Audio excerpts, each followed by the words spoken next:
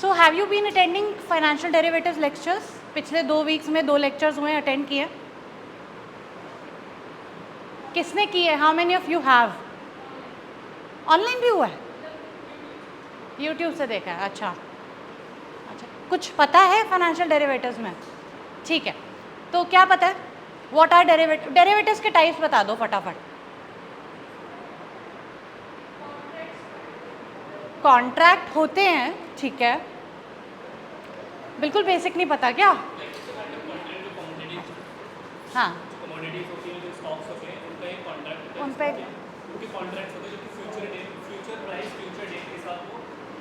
Transact करते हैं। ठीक है ठीक है ठीक है ठीक है ठीक है, चलो बेसिक डेरिवेटिव, बेसिक डेफिनेशन सबको पता होनी चाहिए। Shall we start? कर ले, परमिशन है? ओके, सो डेरिवेटिव्स ये लिख लो एक बार को, so that you remember. Derivatives are financial instruments that derive their value derivatives are financial instruments that derive their value from an underlying,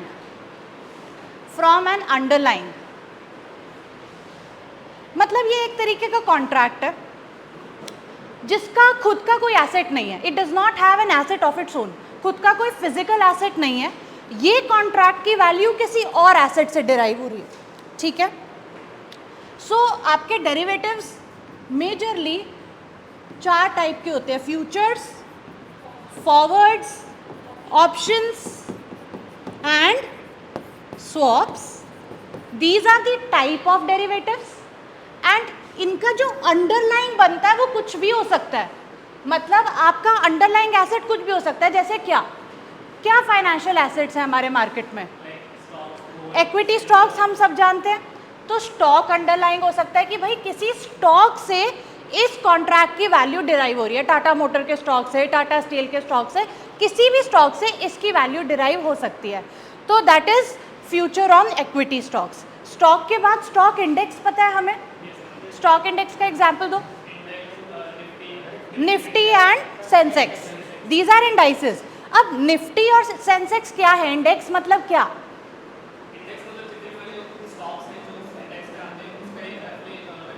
reflect, very good very good. So index is a hypothetical portfolio of assets और equity stocks. जैसे अगर Nifty 50 stock का basket है तो वो 50 stock कैसा उनकी price movement है वो निफ्टी 50 बताता है, ठीक है। निफ्टी 50 को आप स्पॉट मार्केट क्या होती है?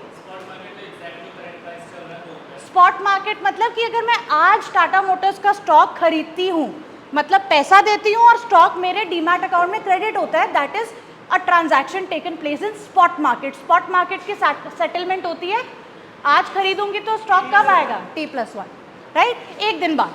सो जब स्पॉट मार्केट या spot transaction is current market price पे immediate delivery, within 1 day you will get the asset and you will have to pay, that is spot market. Anything that is beyond T+1 is not spot, right?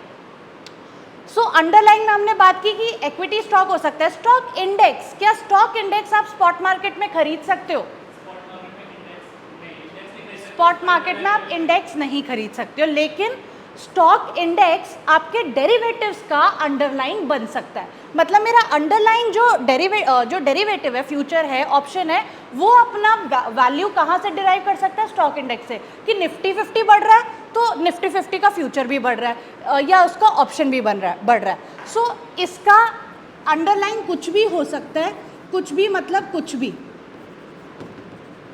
Stock हो सकता है, stock index हो सकता है, gold हो सकता है, silver हो सकता है, कोई कमोडिटी हो सकती है, कार्डमम हो सकता है, ऑयल हो सकता है, कॉपर हो सकता है, कुछ भी हो सकता है, कमोडिटी। सो एनीथिंग दैट्स जिसकी वैल्यू एक डे टू डे बेसिस पे डिस्कवर होती है, because they are traded daily, right, and traded as in they are demanded daily, they are supplied daily, right. और जैसे डिमांड सप्लाई सिचुएशन बनती है वैसे प्राइस बन जाता है। Price of these assets are determined by market forces of demand and supply. You have a question?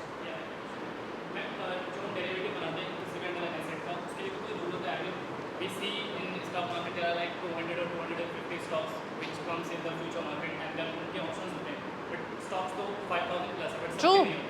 बिल्कुल बिल्कुल होता है, बिल्कुल होता है। सेबी ने सिर्फ उन स्टॉक्स को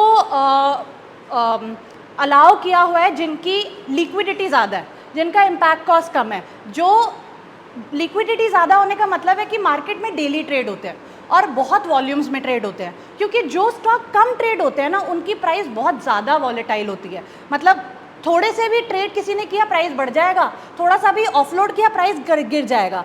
तो SEBI has actually determined guidelines कि कौन से stocks can be traded in futures and options, because not all stocks are liquid, not all stocks are traded on those volumes। क्योंकि अगर वो स्टॉक्स भी आप फ्यूचर्स ऑप्शन में ले आओगे ना, मार्केट बहुत वल्नरेबल हो जाएगा, market will be vulnerable to crashes. We'll discover it, will establish it as we move ahead, but you are right, not all stocks are allowed for futures and options. Coming back, तो FNO तो सबने सुना है ना, future and option trading. तो ये अपने आप में एक अलग इंडस्ट्री है, राइट, जिसमें ये कॉन्ट्रैक्ट्स है और इन कॉन्ट्रैक्ट्स का अंडरलाइन कुछ भी हो सकता है, stock, stock index, gold, silver, commodity, interest rate.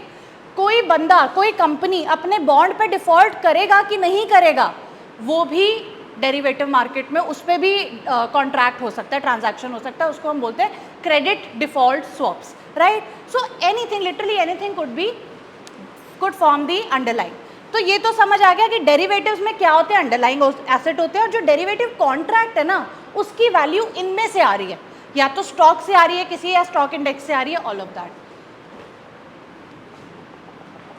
हाय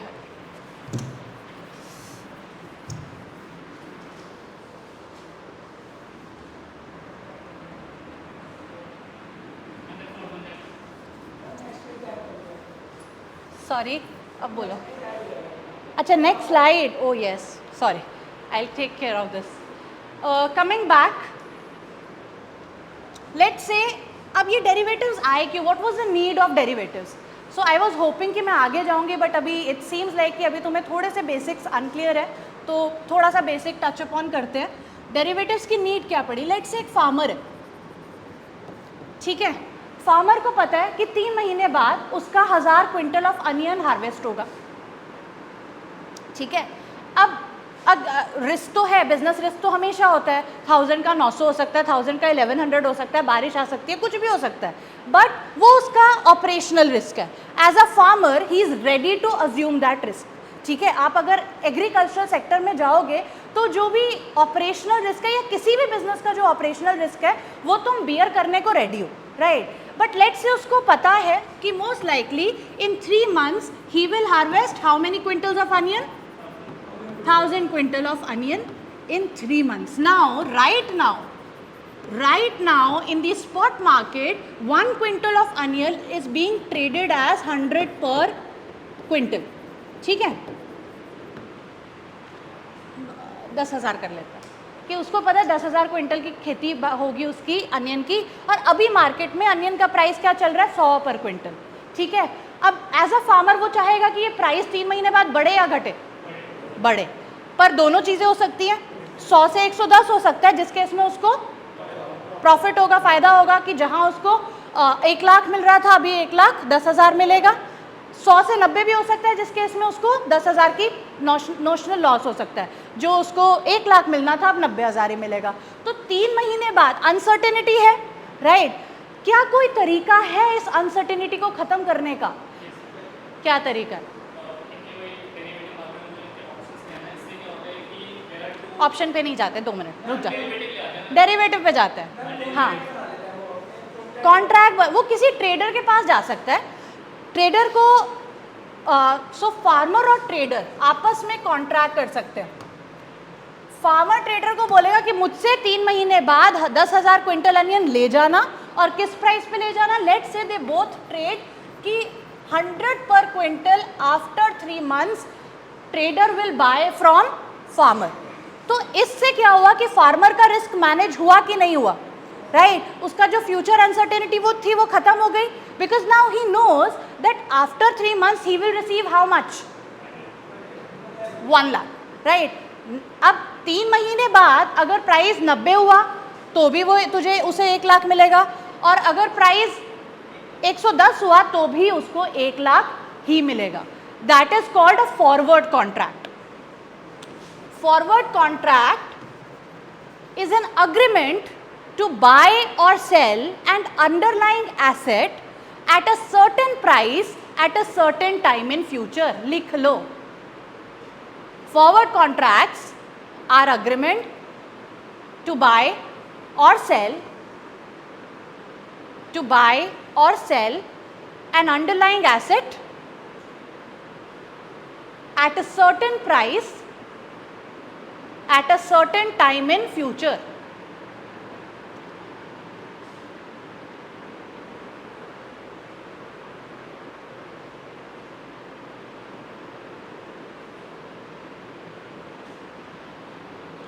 अब इस केस में एसेट क्या है? अनियन. इस केस में एट अ सर्टेन प्राइस, किस प्राइस पे उन्होंने कॉन्ट्रैक्ट किया है? 100. एट अ सर्टेन टाइम, कितने टाइम बाद? 3 months is time to maturity, right? अब क्योंकि ये फॉरवर्ड कॉन्ट्रैक्ट है, forward contract is between two parties and both the parties know each other, it is bilateral. अब अगर फार्मर का 1 लाख क्विंटल आना होता तो वो 1 लाख वाला कॉन्ट्रैक्ट करता, 50,000 क्विंटल आना होता वो 50,000 वाला कॉन्ट्रैक्ट करता. So this contract can be customised to suit the requirements of both the parties. So mutual agreement के basis पे ये contract decide हो रहा है, दोनों parties एक दूसरे को जानती हैं और contract customize हो सकता है, ठीक है? After 3 months, let's say 3 महीने हो गए, अगर प्राइस 110 हुआ तो किसका नोशनल प्रॉफिट या नोशनल लॉस है? ट्रेडर का क्या है? ट्रेडर का क्या है? उसने 100 में खरीदा, मार्केट में कितना चल रहा है? 110. तो ट्रेडर के लिए प्रॉफिट है क्योंकि जो चीज मार्केट में 110 की बिक रही है उसको कितने में मिल रही है? 100 में. लेकिन फार्मर का लॉस है क्योंकि वो 110 का बेच सकता था, बट क्योंकि उसने कॉन्ट्रैक्ट किया, फॉरवर्ड कॉन्ट्रैक्ट एक ऑब्लिगेशन है, आपने कर दिया तो कमिटमेंट है, वो करनी पड़ेगी फुलफिल, ठीक है? आप नहीं करोगे तो you can be taken to the court. तो 110 पे ट्रेडर को नोशनल प्रॉफिट है कि भाई फार्मर से 100 में खरीद के 110 का बेच देगा, 10 रुपए का प्रॉफिट, और जितना ट्रेडर का प्रॉफिट होगा उतना ही फार्मर का लॉस होगा. It's a zero sum game. Derivatives is always a zero sum game. यही 90 होता तो किसका प्रॉफिट था? फार्मर का, क्योंकि फार्मर जो चीज़ मार्केट में 90 की चल रही है उसे 100 में बेचने को मिल रहा है. सेकेंड थिंग, 2 तरीके से कॉन्ट्रैक्ट सेटल हो सकता है, एक फिजिकल डिलीवरी, एक cash settlement. Physical delivery is कि 3 महीने बाद ट्रेडर आएगा, 1000 क्विंटल अपने ट्रक में लोड करेगा, उसे पैसे देके जाएगा, that is physical delivery. Cash settlement क्या होता है? कैश सेटलमेंट इज कि ये दोनों अपने मार्केट से खरीद बेच कर लेंगे मार्केट प्राइस पे, जो मार्केट में प्राइस चल रहा है, और आपस में सिर्फ प्रॉफिट या लॉस को सेटल करेंगे. मतलब लेट्स से अगर मार्केट में 110 चल रहा है 3 महीने बाद, तो ट्रेडर ने, किसका लॉस है? फार्मर का. तो फार्मर ट्रेडर को 10,000 रुपये उसके अकाउंट में क्रेडिट कर देगा, फार्मर के अकाउंट से डेबिट हो गया, 10,000 का ही था ना लॉस फार्मर का, तो फार्मर ने ट्रेडर को 10,000 दे दिए, और फार्मर ने मार्केट में जाके कितने में बेच के आएगा? मार्केट में कितना चल रहा है? 110. तो 110 इंटू 1 लाख, उसने बेचा तो 1,10,000 में, लेकिन क्योंकि 10,000 ट्रेडर को दिया था तो इफेक्टिवली उसके पास कितना आया? 1 लाख ही आया ना, 1,10,000.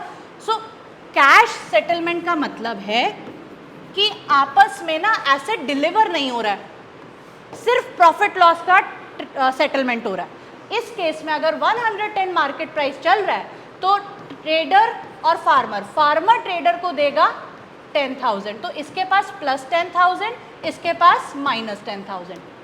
यहाँ पे इनका कॉन्ट्रैक्ट सेटल हो गया. अब जो फार्मर के पास 1 लाख या 10,000 क्विंटल ऑफ अनियन थे, उस अनियन को वो मार्केट में बेच आएगा. मार्केट में प्राइस क्या चल रहा है? 110. सो 110 इंटू 10,000, इसके पास आए 1,10,000, लेकिन क्योंकि इसने ट्रेडर को 10 दिए थे तो इसके पास इफेक्टिवली आए कितने? 1 लाख, जो उसने कॉन्ट्रैक्ट में सेट आउट किया था कि 3 महीने बाद मेरे को 1 लाख ही मिलेगा. So the argument here is कि आप चाहे कैश सेटलमेंट करो, चाहे फिजिकल डिलीवरी करो, फॉरवर्ड कॉन्ट्रैक्ट में जो प्राइस फिक्स हुआ है इवेंचुअली आप उसी पे बाय या सेल कर रहे होगे। Did we are we all clear? समझ आया? डाउट?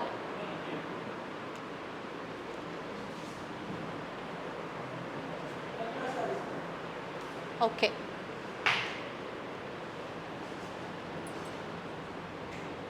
तो ये तो था फार्मर ने एक तरीका अपनाया कि फॉरवर्ड कॉन्ट्रैक्ट कर लिया, लेकिन इस तरीके में क्या था ना, फार्मर अगर लेट्स से प्राइस 100 से 120 हो जाता तो फार्मर को 20,000 का नुकसान। प्राइस तो अनसर्टेन है, प्राइस कुछ भी हो सकता है। अनियन का प्राइस 1 किलो का, हम तो 1 क्विंटल की बात कर रहे हैं, कितना ऊपर नीचे जा सकता है सीजनली, राइट? बारिश ज़्यादा हो गई तो एकदम से बढ़ सकता है, जैसे आजकल कितना प्राइस महंगा। सो इस केस में फार्मर को सिक्योरिटी मिल रही है, उसको पता है कि 3 महीने बाद उसके पास 1 लाख आएगा, ना कम ना ज़्यादा। तो इससे क्या है, प्राइस बढ़ रहा है तो उसको फायदा नहीं हो रहा, लेकिन प्राइस घट रहा है तो उसको तब भी 100 रुपये मिल रहा है, राइट?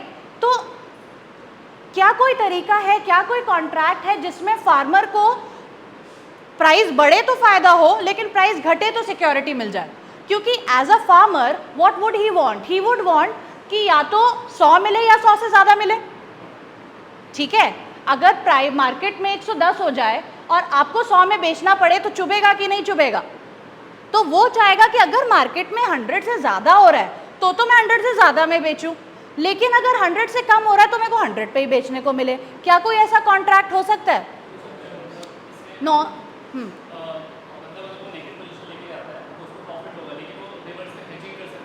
हाँ, तू हेजिंग पे ही आ जा सीधा, पहले ऑप्शंस मत बताइयो इन्हें।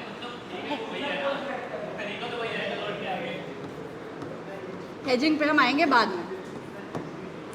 तो फार्मर ट्रेडर को बोल सकता है कि भाई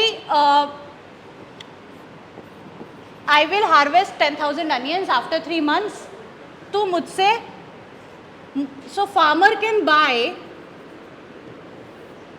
अ right to sell trader 10,000 quintal of onions after 3 months at 100।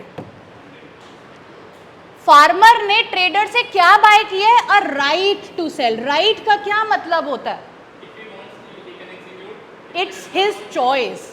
उसने चॉइस ले ली कि 3 महीने बाद अगर वो चाहे तो वो ट्रेडर को 100 रुपये पर क्विंटल के हिसाब से 10,000 क्विंटल बेच सकता है। तो इसमें कोट्स में क्या आएगा? अगर वो चाहे, मतलब चाहेगा वो कब? जब मार्केट में प्राइस 100 से, छोड़ो तुम, पहले यही समझो, आगे नहीं जाते हैं। तो अभी कॉन्ट्रैक्ट समझ आया? ये एक ऑप्शन कॉन्ट्रैक्ट है, इसमें फार्मर ने ट्रेडर से क्या बाय किया? ऑब्लिगेशन नहीं है, ऐसा नहीं है कि फार्मर को 10,000 बेचना ही बेचना है, ट्रेडर को 10,000 खरीदना ही खरीदना है। फार्मर ने ट्रेडर से राइट बाय की है, राइट टू सेल, कि अगर वो चाहे तो 3 महीने बाद इस ट्रेडर को 10,000 क्विंटल ऑफ अनियन 100 रुपये में, 100 रुपये पर क्विंटल के हिसाब से बेचेगा। ये कॉन्ट्रैक्ट है दोनों का। तो इसमें फार्मर के लिए चॉइस है, ट्रेडर के लिए चॉइस नहीं है, उसके लिए ऑब्लिगेशन है कि अगर फार्मर ने बोला कि भाई मेरे को बेचना है तो ट्रेडर को खरीदना ही पड़ेगा। कितने पे खरीदना पड़ेगा? 100 पे, जो रेट डिसाइड हुआ था। कमिंग टू दैट, तो जब आप कुछ खरीदते हो, फार्मर ने ट्रेडर से क्या खरीदा? Right to sell. Right to sell. कोई चीज फ्री में मिलती है मार्केट में? नहीं मिलती। तो जब ट्रेडर फार्मर को राइट टू सेल बेच रहा है, राइट, और ये राइट टू सेल खरीद रहा है, तो ये फार्मर ट्रेडर को उसकी कोई पेमेंट करेगा, इसको हम बोलेंगे प्रीमियम। क्योंकि ट्रेडर ने राइट टू सेल फार्मर को बेचा, तो उस राइट के बदले फार्मर ने ट्रेडर को प्रीमियम देना है। So this is the price for option. Option खरीदने का, राइट टू बाय या राइट टू सेल खरीदने का प्राइस है। तो जो राइट खरीदता है वो पैसा देता है किसको? जो राइट बेचता है उसको। समझ आया? अभी फायदा समझ आया? Write down, options are the contract.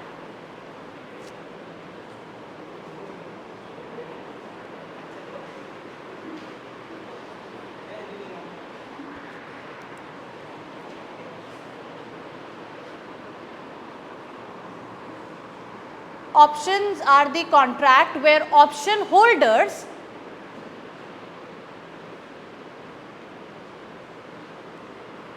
have the right to buy or sell an underlying asset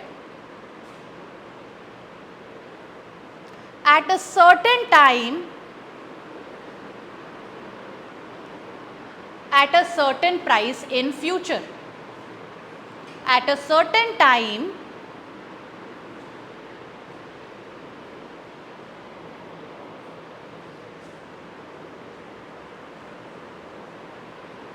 at a certain price in future. So इस केस में ऑप्शन होल्डर कौन है? ऑप्शन होल्डर वो होता है जिसने राइट को बाय किया होता है. फार्मर ने कौन सी राइट बाय किया है? राइट टू बाय या right to sell? Right to sell, बेचने की राइट बाय की है.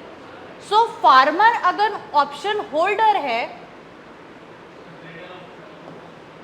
फार्मर अगर ऑप्शन होल्डर है तो ट्रेडर क्या है? ऑप्शन सेलर या फिर writer.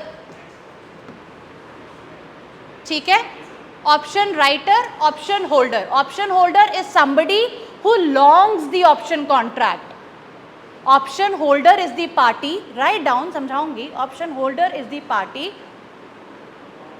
that longs the contract, that longs the option contract. Derivatives में लॉन्ग करने का मतलब क्या होता है? Initiating a buy position. Long करने का मतलब डेरिवेटिव्स में बाय पोजीशन इनिशिएट करना है. ठीक है, ऑप्शन होल्डर लॉन्ग कर रहा है मतलब ऑप्शन होल्डर हमेशा ही बायर है एंड ऑप्शन राइटर हमेशा ही सेलर है. किसका? ऑप्शन का. ऑप्शन होल्डर हमेशा ही बायर है. He is either buying the right to buy और buying the right to cell.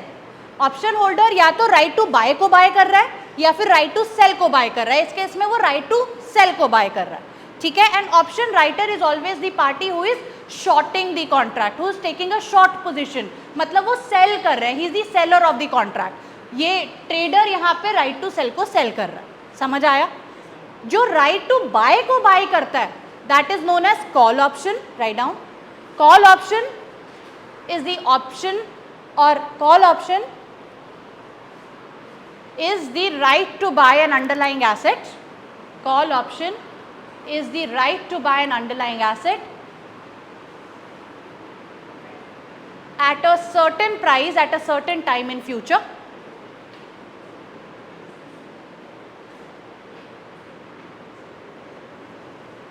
Call option is the right to buy at a certain time at a certain price in future. Call होता है और दूसरा क्या होता है? Put. Put option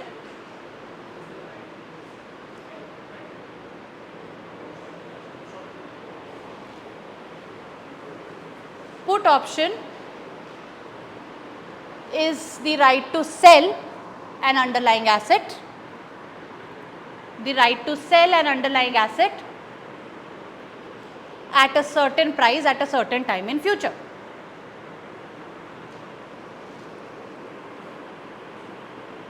At a certain price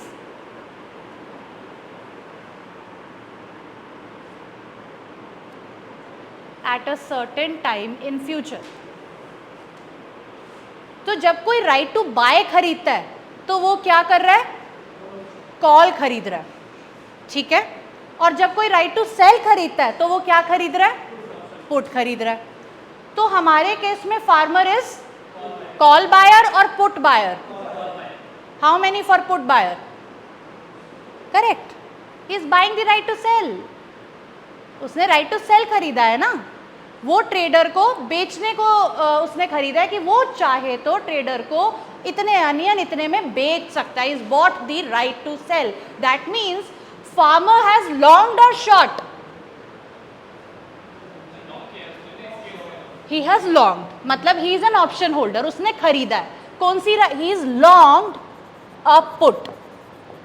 उसने he has bought the right to sell and trader has short the put ही तो बेचेगा ना, उसने पुट खरीदा तो ये पुट बेचेगा, ठीक है। Let me explain it again, बोलो।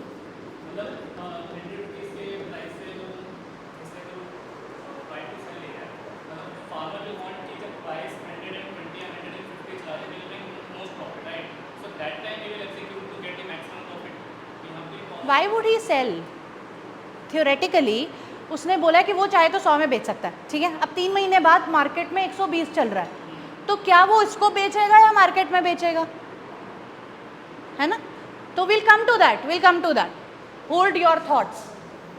ऑप्शन में कॉल होता है, पुट होता है। कॉल क्या है? Right to, put is right to cell.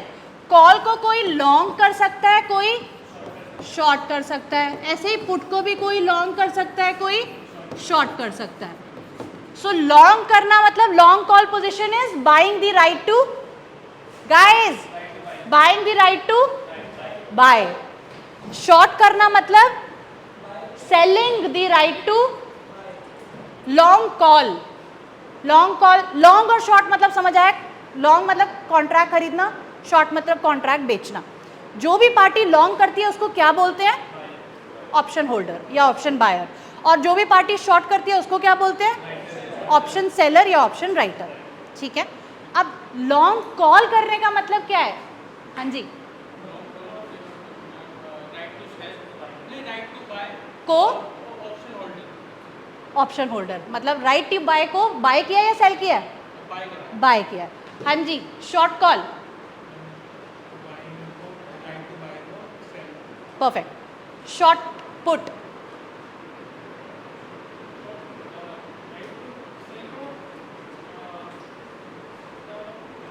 Put, right to sell को सेल किया। Long put, okay, did we understand? Buying the right to buy, selling the right to buy, buying the right to sell, selling the right to sell, ठीक है। अभी हम बात करते हैं कि होगा क्या।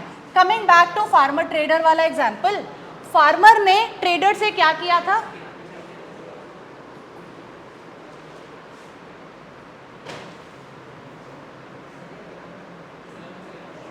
राइट टू सेल को बाय किया था। एक चीज और, जो भी लॉन्ग करता है he has the choice, he has the right to make. वो चाहे तो सेल करेगा या बाय करेगा, नहीं चाहेगा तो नहीं करेगा।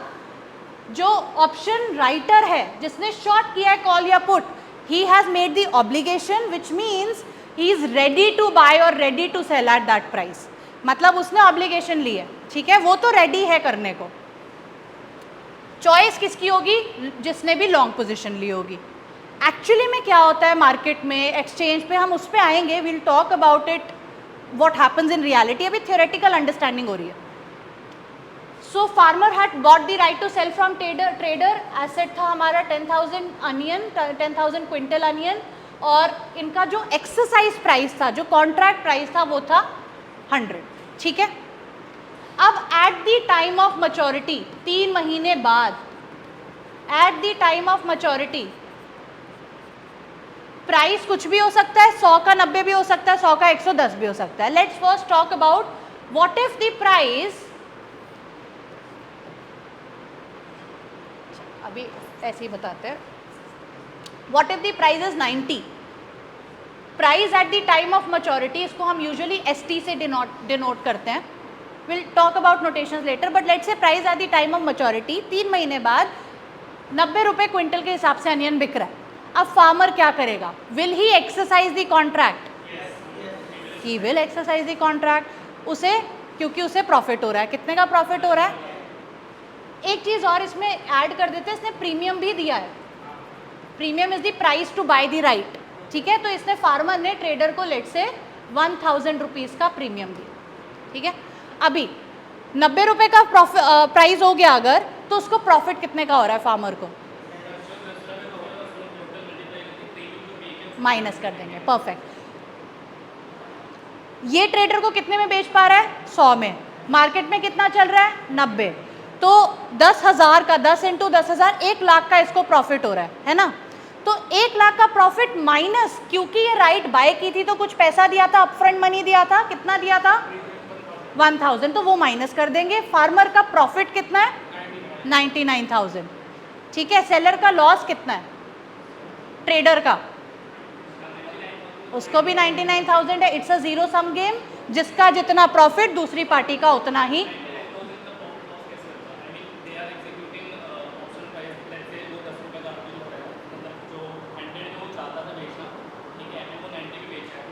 वो 90 में नहीं बेच रहा ना, मार्केट में 90 का चल रहा है।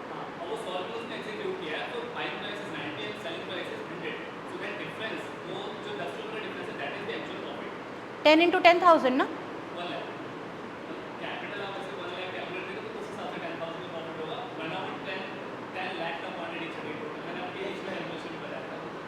दस 10,000 क्विंटल का वो था, कॉन्ट्रैक्ट साइज था, है ना। Total exposure is 10 lakh, let's call it total exposure. Total value कह लो 10 लाख की, एक्चुअली में कोई 10 लाख इधर का उधर नहीं हो रहा है, राइट। तो हो कितना रहा है? कैश सेटलमेंट, ओनली प्रॉफिट और loss is getting exchange, correct. तो इस केस में मार्केट में 90 चल रहा है, ये 100 में बेच पा रहा है, तो 10 रुपए का इसको प्रॉफिट हुआ। 10 into contract size is 10,000, 1 lakh का। लेकिन इस राइट को बाय करने के लिए उसने कितना दिया था? 1000। सो इफेक्टिवली फार्मर को 99,000 का, इफेक्टिवली एंड थ्योरेटिकली उसको 99,000 का प्रॉफिट हुआ और ट्रेडर को 99,000 का लॉस हुआ। What if the price is not 90, it is 120, what will happen?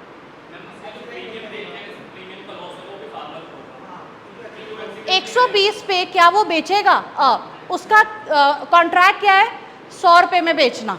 Market में अनियन कितने का बिक रहा है? 120 का। तो तुम मार्केट में जाके बेचोगे या अपने कॉन्ट्रैक्ट के हिसाब से बेचोगे? मार्केट में जाके। कॉन्ट्रैक्ट में तुम्हारे पास राइट है, चॉइस हो, तुम चाहो तो तुम बेच सकते हो, बट यहाँ तो तुम नहीं चाहोगे ना। आप कोई चीज़ जब मार्केट में ज़्यादा की महंगी की बिक रही है तो वहीं जाके बेचोगे। तो इस केस में contract will not gate exercised, it will lapse. और इफ फार्मर और ट्रेडर में फार्मर को प्रॉफिट हुआ या लॉस? लॉस हुआ। कितने का लॉस हुआ?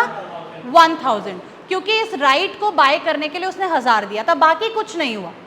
ठीक है, तो फार्मर को 1000 का लॉस और ट्रेडर को 1000 का प्रॉफिट। ठीक है, ऑप्शन थ्योरेटिकली समझ आ गया।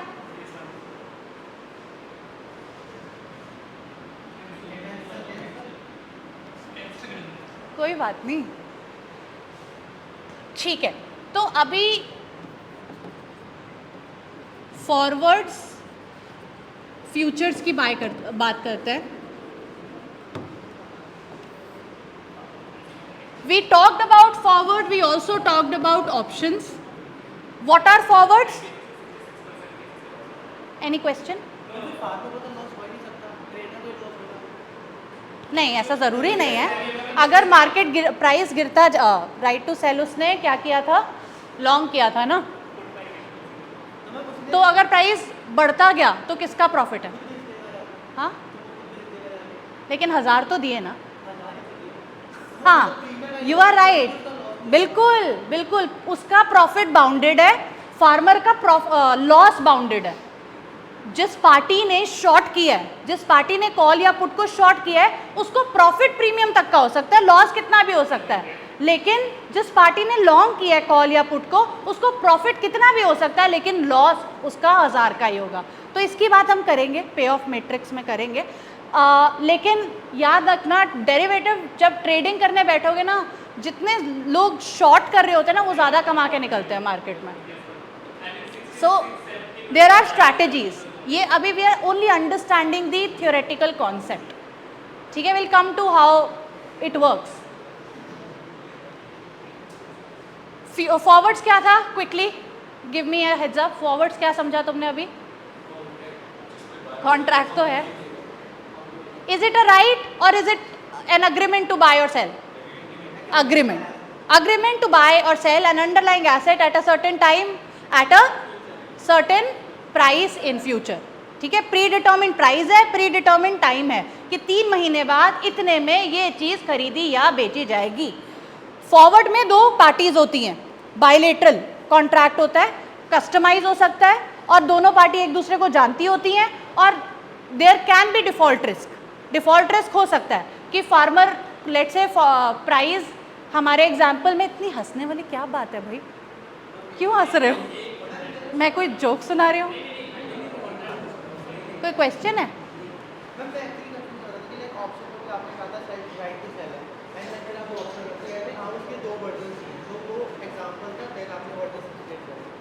मेरे को तेरा क्वेश्चन ही समझ नहीं आया।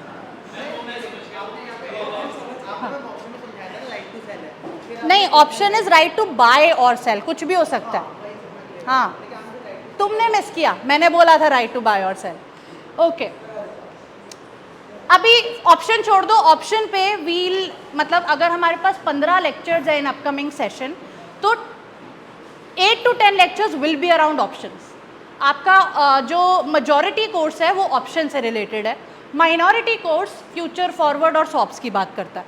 ठीक है, तो पहले मैं माइनॉरिटी कोर्स फ्यूचर फॉरवर्ड खत्म करूंगी और फिर बहुत लंबे टाइम तक हम ऑप्शन समझेंगे। तो ऑप्शन अभी थोड़ा बहुत समझ आया तो गुड, नहीं आया तो कोई बात नहीं। ठीक है, we'll now be more focused on future and forward because I want to complete it today in the next class. ठीक है, so forward समझ आ गया था। forward is between two parties, both parties know each other and can there be default risk? There can be। Trader farmer के बीच में है, अगर प्राइस मार्केट में 50 चला गया, ट्रेडर का तो बहुत नुकसान है भाई, 100 में खरीदने का तो ट्रेडर भाग सकता है, आए ना फार्मर को से अनियन लेने हो सकता है ना। So there is default risk in forward contracts. Currency पे भी ट्रेड होता है। लेट्स से आप इंपोर्टर हो and you import from Germany every month, and आपको पता है कि 3 महीने बाद, हर 3 महीने बाद आपका एक कंसाइनमेंट आता है जर्मनी से और आपको किस करेंसी में पेमेंट करनी होती है? यूरो में पेमेंट करनी होती है। तो 3 महीने बाद आपको पता है कि यूरोज में पेमेंट करनी होगी। ठीक है, ये क्या हुआ? कोई बात नहीं। Let's say euro, hypothetically let's say euro is being traded at, easy number लेते हैं, 100 इन दी स्पॉट मार्केट। अभी 1 यूरो 100 का बिक रहा है। 3 महीने बाद अगेन ये 100 से 110 भी हो सकता है, 100 से 90 भी हो सकता है। As an importer would you want euro value to go up और go down in terms of rupees? Go down. ठीक है, आपको 1 यूरो 100 में खरीदना पड़ेगा, अगर 90 हो गया तो 90 में मिल जाएगा, 110 हो गया तो 110 में खरीदना पड़ेगा। सर्टेनिटी नहीं है, अनसर्टेनिटी है, मार्केट रिस्क है, it depends upon the exchange rate. Exchange rate बढ़ा तो अच्छी बात, तो बुरी बात है, घटा तो अच्छी बात है, वॉट एवर। सो क्या इंपोर्टर कोई फॉरवर्ड कॉन्ट्रैक्ट कर सकता है to manage this risk, to hedge this risk? He can. What kind of contract? अगर वो फॉरवर्ड मार्केट में जाए तो वो क्या कॉन्ट्रैक्ट करेगा? फॉरवर्ड की बात हो रही है, सोच के बताओ। 3 महीने बाद उसको यूरो की पेमेंट यूरो में पेमेंट करनी है।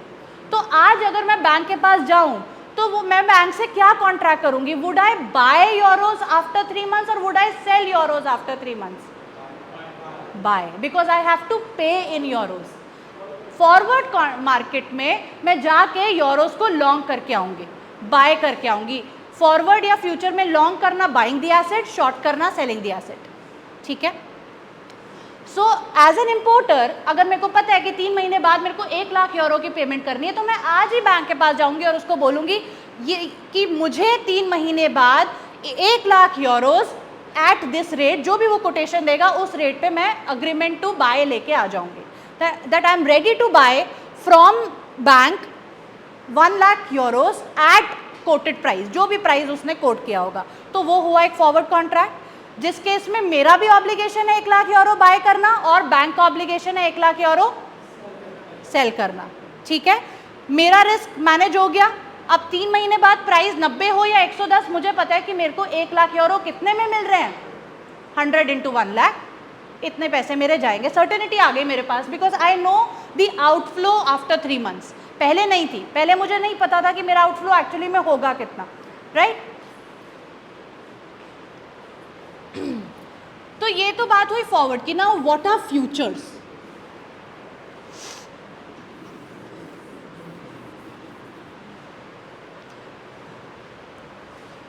Anybody, what are futures? Okay, they are same. Forwards और फ्यूचर्स में कोई डिफरेंस नहीं है, they are both agreement to buy और sell an underlying asset at a certain price at a certain time in future. The only difference is इसमें party known होती है, ये ओवर द काउंटर होता है, दिस इज एक्सचेंज ट्रेडेड। मतलब क्या है इसका कि इसमें एक्सचेंज किसी भी पार्टी की काउंटर पार्टी है।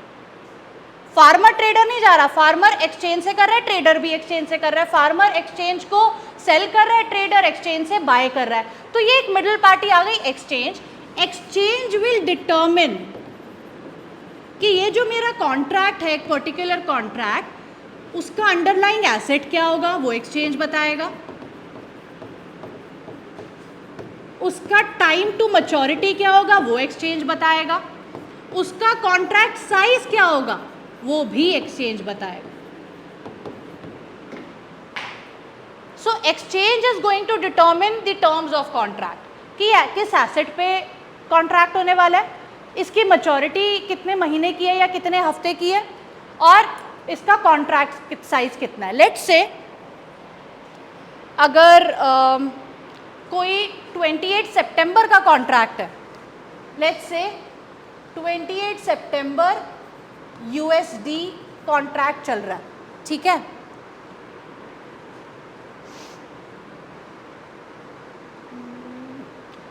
तो इसमें टाइम टू मैच्योरिटी क्या है?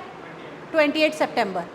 अभी से 20 दिन बाद या जो भी डेट बना, 20 दिन बाद है 20।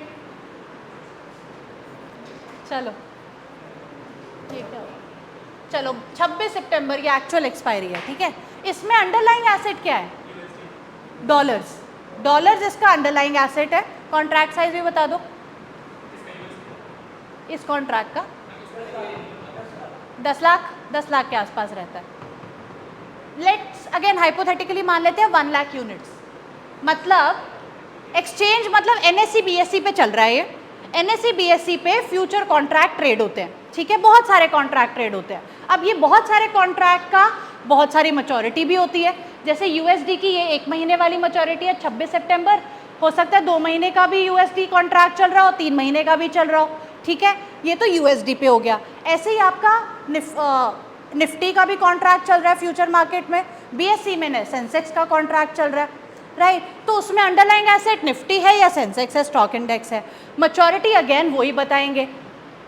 कॉन्ट्रैक्ट साइज जैसे 100 यूनिट्स की, अगर मैं इस कॉन्ट्रैक्ट को लॉन्ग करती हूँ, लॉन्ग करूँगी जिस प्राइस पे मैं एंटर कर रही हूँ, लेट्स से अभी ये प्राइस चल रहा है 84, ठीक है। ये कॉन्ट्रैक्ट है 26 सितंबर USD कॉन्ट्रैक्ट, जो प्राइस चल रहा है इस कॉन्ट्रैक्ट का वो 84 चल रहा है। लॉन्ग करने का मतलब है I am ready to buy 100 $US at 84 rupees. कोई शॉर्ट करेगा तो इसका मतलब है I am ready to sell 100 $US at 84 rupees on 26 September.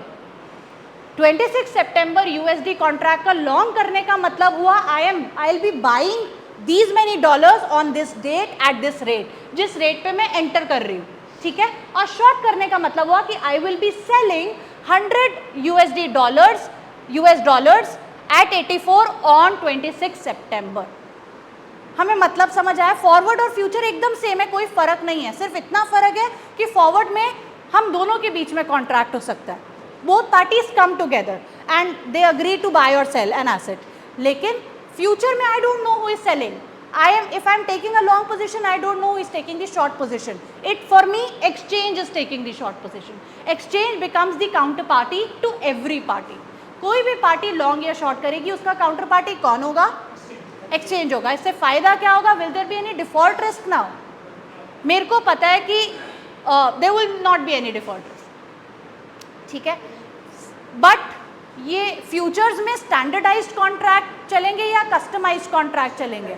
Standardised. क्योंकि एक्सचेंज ने बता दिया भाई इस कॉन्ट्रैक्ट की मैच्योरिटी यही है। अब लेट्स से 26 सितंबर का चल रहा है, लेकिन मेरे को पर्सनली जो डॉलर चाहिए वो 20 सितंबर को चाहिए, राइट? तो 20 सितंबर का तो कॉन्ट्रैक्ट ही नहीं चल रहा, और ऐसा नहीं है कि एक्सचेंज मेरे लिए 20 सितंबर का कॉन्ट्रैक्ट निकाल देगा, नहीं, उसका 1 महीने 2 महीने 3 महीने हफ्ते 2 हफ्ते वाला कॉन्ट्रैक्ट चलता है। हर महीने थर्सडे एक्सपायरी, ऐसा कुछ एक्सपायरी होती है। सो स्टैंडर्डाइज्ड है, it can not be customised to suit the needs of the parties and the terms are determined by exchange. Contract की डिमांड सप्लाई से उसकी प्राइस बनती है। कॉन्ट्रैक्ट का डिमांड ज़्यादा आ रहा है तो प्राइस बढ़ेगा, कॉन्ट्रैक्ट की सप्लाई ज़्यादा आ रही है तो प्राइस कम होगा। ठीक है, समझ आया? Only difference between forward and future, forward is an OTC contract, over the counter contract. I am going to bank and bank and me are coming into an agreement. It is an OTC contract. But if I am buying dollars in future market, then it is a future contract. ठीक है? अभी थोड़ा सा we'll be delve deeper into futures. We'll be talking more about futures.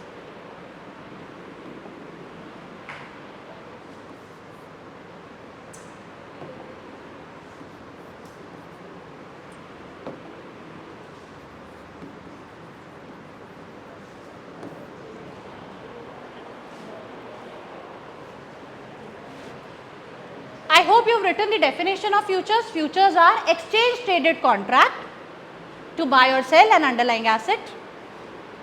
Exchange traded contracts to buy or sell an underlying asset at a certain time at a certain price in future. At a certain time and at a certain price in future.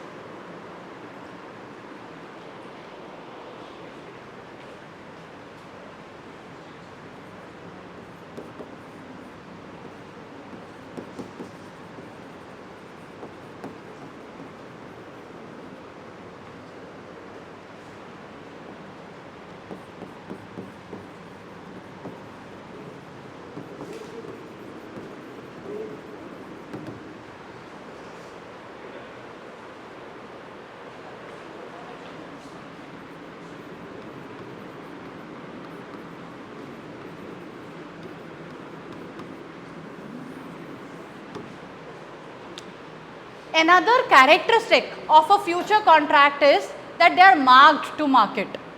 They are marked to market. इसका क्या?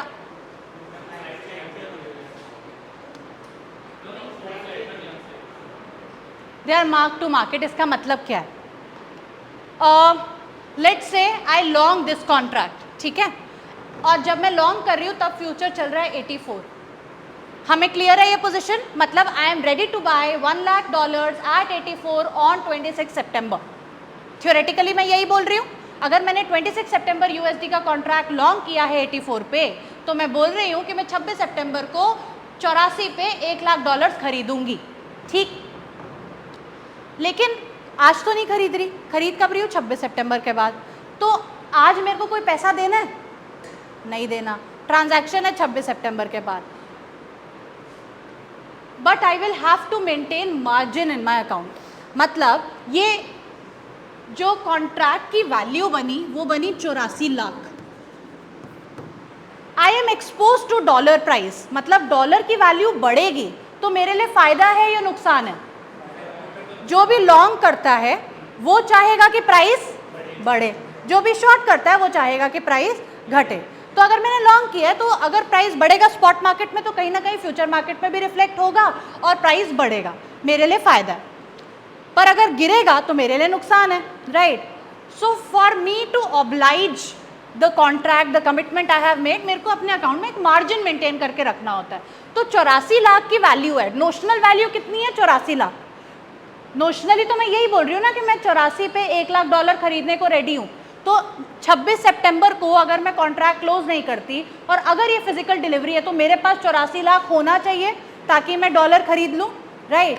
तो उस 84 लाख का कुछ percentage मेरे को अपने account में मार्जिन, अपने डीमैट अकाउंट में या मतलब जो भी मेरा अकाउंट लिंक्ड है एफएनओ से, उसमें पैसा मेंटेन करके रखना है।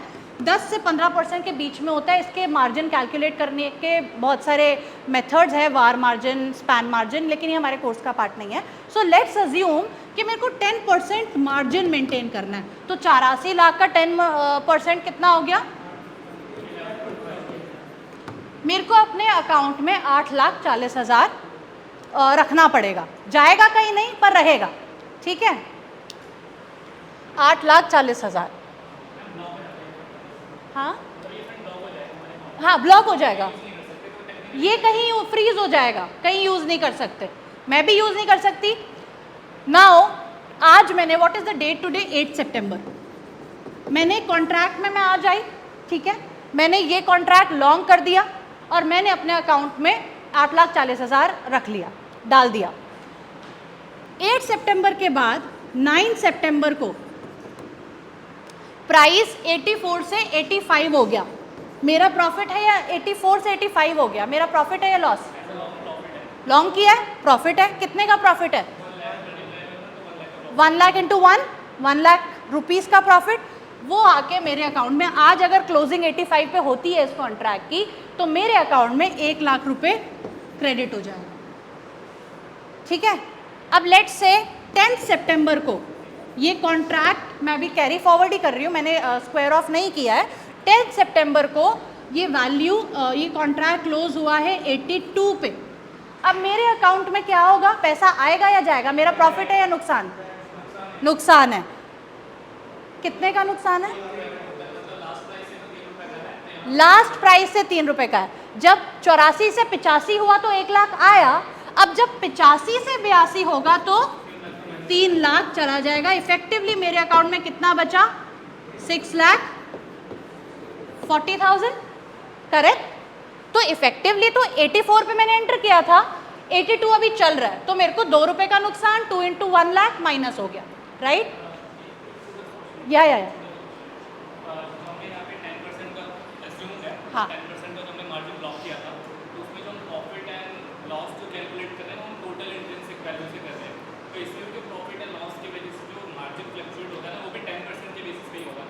नहीं, मार्जिन व्हाट मतलब मेरे नॉलेज के अकॉर्डिंग जितना प्रॉफिट या लॉस होगा वो आएगा, लेकिन अगर एक लेवल के नीचे मार्जिन जाएगा तो मार्जिन कॉल होगी और I will have to maintain the margin.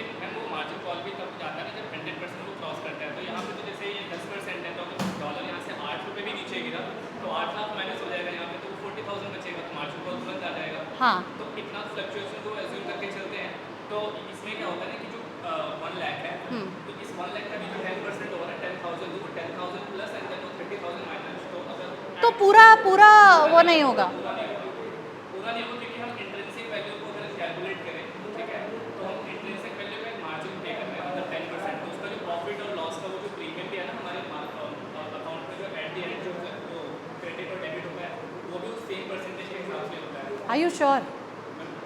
Because as per my, ठीक है, आई विल चेक दिस।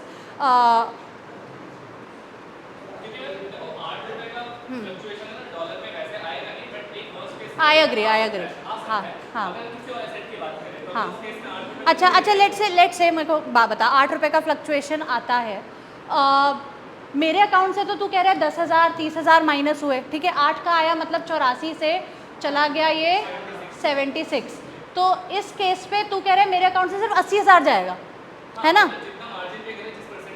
10% के हिसाब से किया तो 8,40,000 में से अब तक सिर्फ 80,000 माइनस हुआ, यही बोल रहा है? तो फिर उसके बाद मार्जिन कॉल होगी।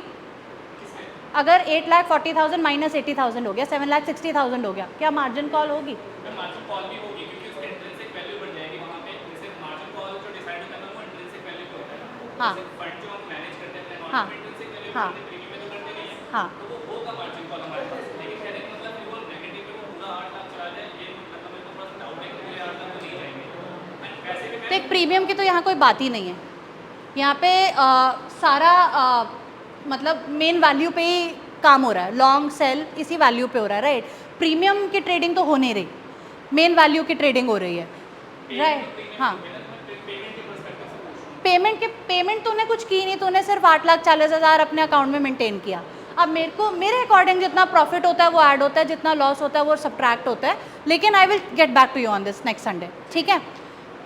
Argument here being, mark to market का मतलब है कि प्राइस बढ़ेगा मेरे अकाउंट में क्रेडिट होगा, प्राइस घटेगा मेरे अकाउंट में से डेबिट हो जाए, ठीक है। सॉरी, हाँ, अब दो चीजें हैं इसमें। मैं चाहूं तो 26, थ्योरेटिकली मैं कह रही हूं कि मैं 26 सितंबर को डॉलर इतने पे खरीदूंगी। अब 26 तक मैं अपना कॉन्ट्रैक्ट कैरी फॉरवर्ड रख सकती हूँ, या मैं उससे पहले भी स्क्वायर ऑफ कर सकती हूँ। स्क्वायर ऑफ करना मतलब पोजीशन को एग्जिट करना या क्लोज करना। पोजीशन ओपन की थी, लॉन्ग लिया था, बाय करा था, शॉर्ट किया था तो सेल किया था। जब मैं स्क्वायर ऑफ करूंगी तो I take a counter position, या पोजीशन क्लोज करना या स्क्वायर ऑफ करना बोलते हैं उसको। तो जिस भी दिन मैं स्क्वायर ऑफ करूंगी, लेट्स से मैंने 10 सितंबर प्राइस हुआ लेट्स से 10 सितंबर को 86, ठीक है। मतलब ये तो बहुत ही फ्लक्चुएशन दिखा दी हमने, बट चलो हुआ, ठीक है। तो 86 पे मैंने क्लोज कर दिया, तो ऑल इन ऑल मेरे को कितने का प्रॉफिट हो गया होगा? 2 लाख का। Position close, I have exerted, right. उस केस में 26 सितंबर को क्लोजिंग हो रही है, उससे मेरे को कोई मतलब नहीं है, क्योंकि मेरा कॉन्ट्रैक्ट क्लोज हो चुका है, ओपन इंटरेस्ट में रहा ही नहीं, राइट। अगर मैं 26 सितंबर तक ले गई, कैरी फॉरवर्ड किया, तो अपने आप ही मेरा कॉन्ट्रैक्ट, जितने भी कॉन्ट्रैक्ट ओपन होंगे ना 26 सितंबर को, वो सारे क्लोज हो जाएंगे। Am I correct? वो सारे अपने आप क्लोज हो जाएंगे। जिसको जितना प्रॉफिट बनेगा प्रॉफिट चला जाएगा, जिसको जितना लॉस बनेगा उतना लॉस हो जाएगा। It's a zero sum game. जितनों ने लॉन्ग किया होगा, अगर प्राइस बढ़ा है तो प्रॉफिट होगा, और शॉर्ट वालों को लॉस होगा। हमें समझ आ गया? Mark to market, daily settlement, cash settlement समझ आई। मोस्टली एक्सचेंज में फिजिकल डिलीवरी नहीं होती, एक्चुअली में जाके मेरे को डॉलर नहीं खरीदना पड़ेगा, मेरे बस अकाउंट में कैश सेटलमेंट होगी, प्रॉफिट आएगा या लॉस जाएगा। There is no physical delivery on exchange traded contracts. Did we understand? देख, तूने 84 पे लॉन्ग किया था, ठीक है, you were ready to buy dollar at 84, ठीक है। अब जब तू पोजीशन क्लोज कर रही है, तब डॉलर चल रहा है 86 का। हाँ, देख, 84 से 85 आया, 1 लाख आ गया, 85 से 82 हुआ, 3 लाख चला गया। हाँ हाँ, अब अगले दिन पे आ गए हम, एक और दिन टप गया और 82 से 86 हो गया, ठीक है। हाँ बेटा, अब कर देती हूँ यार, मैंने बस ये ले, प्लस 4 लाख हो जाएगा। जब 84 से 85 हुआ, प्रॉफिट था, 1 लाख आया। 85 से 82 हुआ, लॉस था, 3 लाख गया। अब जब 82 से 86 होगा तो 4 लाख आएगा या जाएगा? आएगा। लॉन्ग करने वाले के लिए आएगा, राइट। तो बस 4 लाख आया। अब फाइनल वैल्यू तू देखेगी कि तेरे पास अकाउंट में, तूने 8,40,000 के साथ शुरू किया था, तेरे अकाउंट में 10,40,000 होगा, ठीक है। सो 2 लाख का प्रॉफिट। ये क्या हुआ? अरे अरे,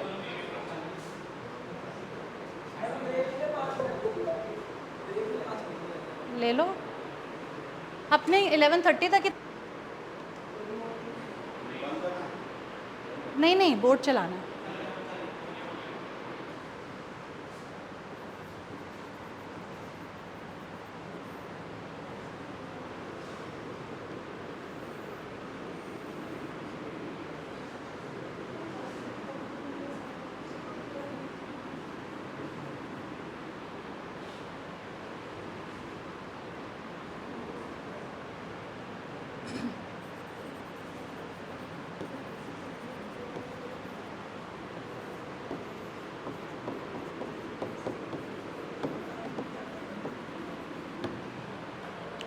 नाउ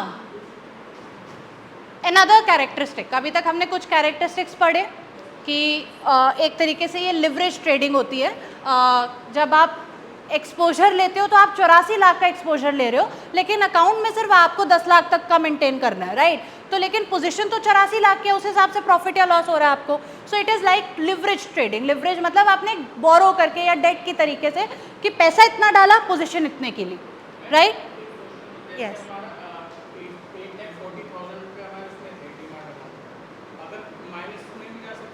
नहीं नहीं नहीं नहीं नहीं, वो एक लेवल पे नीचे जब जाएगा ना तो आपको एक्सचेंज बोलेगा कि इसमें पैसा वापस डालो, you will have to replenish it to back to 8,40,000 या जो भी वैल्यू है।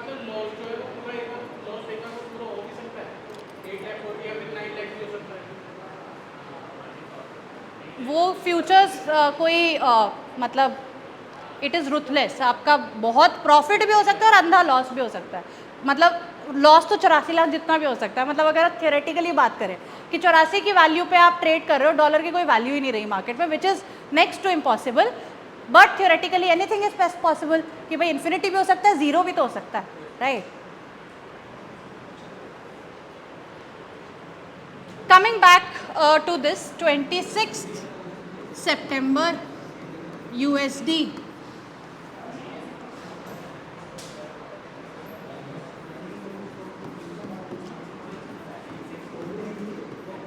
okay everybody come back, come back, come back, come back।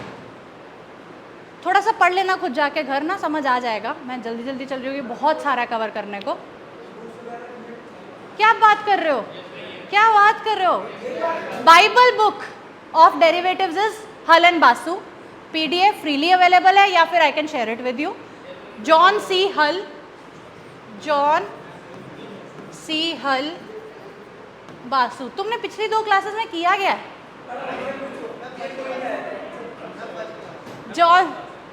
John C हल एंड बासु की ऑप्शंस की बुक है, ऑप्शन डेरिवेटिव्स या फाइनेंशियल डेरिवेटिव्स, एक ही बुक है और आई थिंक आपकी लाइब्रेरी में अवेलेबल है। यही है, हल एंड बासु, एक ही बुक है, इसको ही फॉलो करना है, ठीक है। Next time I get that in the class and I will also mark the chapters that are relevant for you.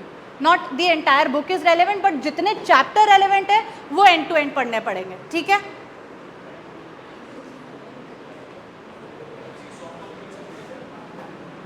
हाँ हाँ, सॉफ्ट कॉपी है ना। ओके अब अच्छा, come back to another characteristic now. Same contract 26 सितंबर USD contract, today is 20, let's say today is 25 सितंबर, आज 25 है, ये कॉन्ट्रैक्ट की एक्सपायरी कल की है, ठीक है। लेट्स से 26, ये जो कॉन्ट्रैक्ट का प्राइस चल रहा है वो 85 चल रहा है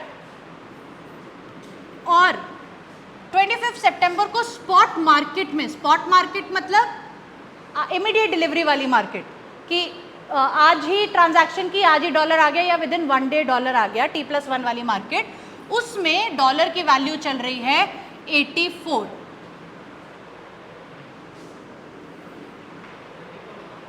विच मीन्स अगेन, अगर मैं यहाँ लॉन्ग लेती हूँ तो I am saying that I am ready to buy और सेल $1,00,000 at 85 टुमारो।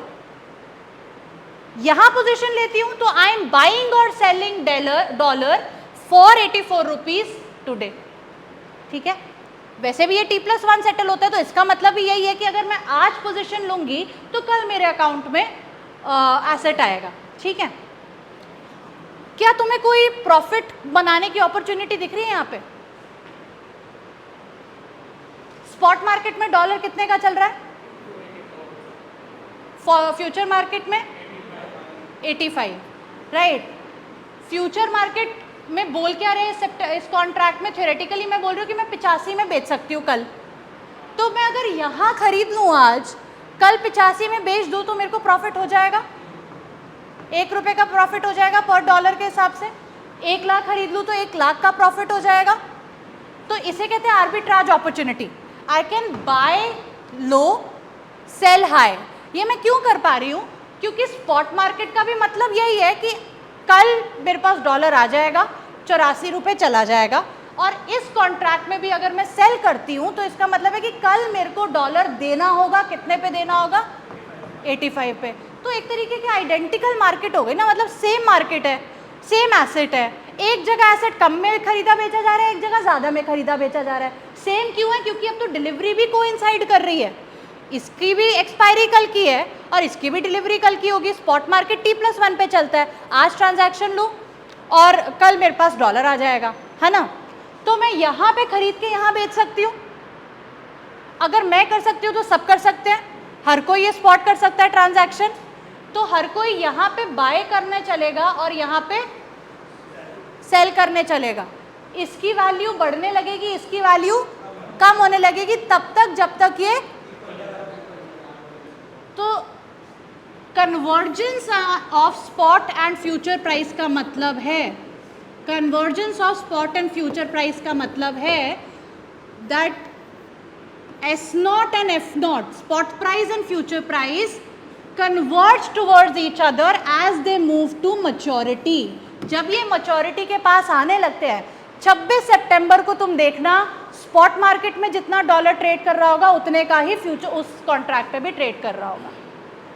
अलग हो ही नहीं सकता, क्योंकि अगर अलग होगा तो कोई भी प्रॉफिट बना लेगा, कोई भी एक जगह खरीद के दूसरी जगह बेच देगा, प्रॉफिट बना लेगा और वो अपने आप सेम हो जाएगा। सो जिस दिन कॉन्ट्रैक्ट की एक्सपायरी होती है, चाहे वो कोई भी कॉन्ट्रैक्ट हो, जिस दिन फ्यूचर कॉन्ट्रैक्ट की एक्सपायरी होगी, अंडरलाइंग एसेट का करंट मार्केट प्राइस और उस कॉन्ट्रैक्ट का प्राइस सेम होगा। It will coincide. This is known as convergence of spot price and future price. तो ये S naught F naught will be equal on the date of maturity. ये क्या लिखा है? Time to maturity, on the date of maturity, जिस दिन mature हो रहा है। मतलब हमारे केस में 26 सितंबर, 26 सितंबर को डॉलर स्पॉट मार्केट में जितने का ट्रेड कर रहा होगा उतना ही ये कॉन्ट्रैक्ट में ट्रेड कर रहा होगा। ठीक है, उससे पहले स्पॉट प्राइस फ्यूचर प्राइस से ज़्यादा भी हो सकता है, या फिर क्या है, या फिर future spot price future price से कम भी हो सकता है, कुछ भी हो सकता है। मतलब स्पॉट प्राइस ऊपर हो सकता है या फ्यूचर प्राइस ऊपर हो सकता है। ठीक है, दो सिचुएशन होती है मार्केट में, कॉन्टांगो बैकवर्डेशन, कॉन्टांगो बैकवर्डेशन। ठीक है, सुना है? कॉन्टांगो में क्या होता है?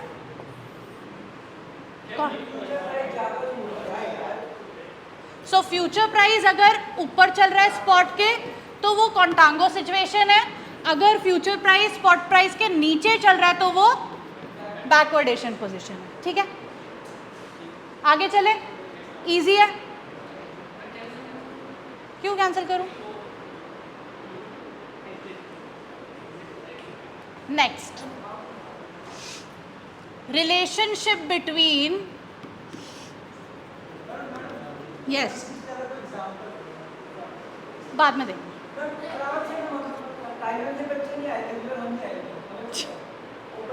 एग्जाम्पल क्या देना है? अब देखो, वेट निफ्टी, अब वो तो देखना पड़ेगा ना क्या चल रहा है कॉन्ट्रैक्ट वाले। 24 का चल रहा है, 24,800 चल रहा है। कौन सी सबको मैच्योरिटी?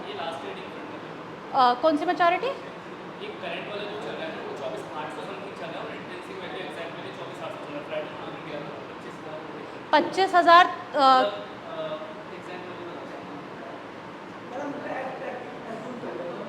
नहीं, अज्यूम, ओके, अज्यूम तो मैं कुछ भी कर लूँ। लेट से 25,200 निफ्टी चल रहा है स्पॉट मार्केट में। ठीक है, यही चलता है ना 25,300। अभी शायद मार्केट गिरी थी तो 24,800 चल रहा है। ठीक है, 24,800 चल रहा है लेट से। और निफ्टी का अक्टूबर मैच्योरिटी वाला contract, October Nifty future late से 25,000 चल रहा है। ठीक है, more often than not situation contango की होती है, मोस्ट ऑफ द टाइम्स। क्यों होती है, I will talk about it. लेकिन ये सिचुएशन क्या दिख रही है, कॉन्टांगो है या बैकवर्डेशन है? फ्यूचर प्राइस स्पॉट प्राइस से ऊपर है या नीचे है? ऊपर है। स्पॉट मार्केट में निफ्टी कितना चल रहा है? 24,800। अक्टूबर वाला निफ्टी कितने में खरीदा बेचा जा रहा है? 25,000। तो जब फ्यूचर प्राइस स्पॉट प्राइस से ऊपर होगा तो उसको हम क्या सिचुएशन बोलेंगे? कॉन्टांगो। कई बारी कमोडिटीज़ में बैकवर्डेशन हो जाता है कि आपको पता है कि आगे चल के किसी पर्टिकुलर ऑयल का सप्लाई एकदम से बढ़ने वाला है और डिमांड कम होने वाला है, तो फ्यूचर प्राइस कम हो गया लेकिन स्पॉट प्राइस ज़्यादा है, तो it is also about expectation, it is always about expectation. आपको क्या लगता है कि फ्यूचर में क्या होगा, बढ़ेगा या घटेगा, उस हिसाब से आप पोजिशन लोगे। पूरा मार्केट एजम्पशन और काउंटर एक्सपेक्टेशन पे लगता है। मेरे news of course affect the sentiments and that affect the prices, और हमेशा काउंटर एक्सपेक्टेशन होंगी मार्केट में। मुझे लगता है कि बढ़ेगा तो किसी कोई होगा जिसे लगेगा कि गिरेगा, तभी वो ट्रेड हो पाएगा, तभी ट्रांजैक्शन हो पाएगा। ठीक है, कॉन्टांगो बैकवर्डेशन कुछ ज़्यादा था नहीं इसलिए मैंने बताया नहीं तब। जब फ्यूचर प्राइस आपके स्पॉट प्राइस से ऊपर चढ़ रहा हो तो कॉन्टांगो बोलेंगे, मोस्टली यही दिखेगा मार्केट में, और जब फ्यूचर प्राइस स्पॉट प्राइस से कम चल रहा हो तो उसे बैकवर्डेशन बोलेंगे। ठीक है, और ये भी समझ आ गया कि डेट ऑफ मैच्योरिटी पे S0 is equal to S0 is spot price and F0 is future price. T is time to maturity. K is strike price या फिर exercise price. मतलब जिस प्राइस पे मैंने एंटर किया है ना उसको मैं K से डिनोट कर रही हूँ।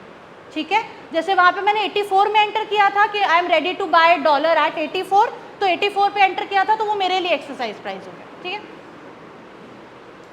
नेक्स्ट चलूँ अभी next, relationship between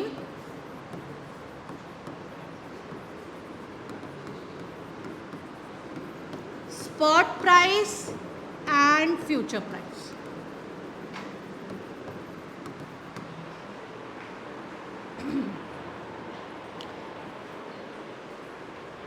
Let's say 26 September USD is being traded currently at 84.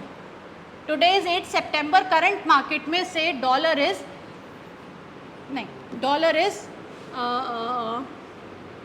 78।